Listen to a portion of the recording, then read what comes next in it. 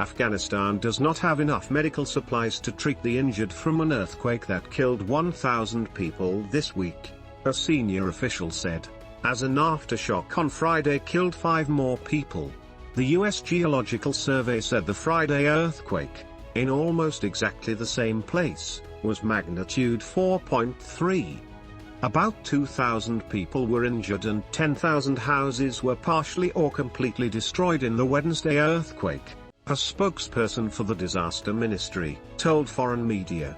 Japan, South Korea, Taiwan and the United Arab Emirates all said on Thursday they planned to send aid.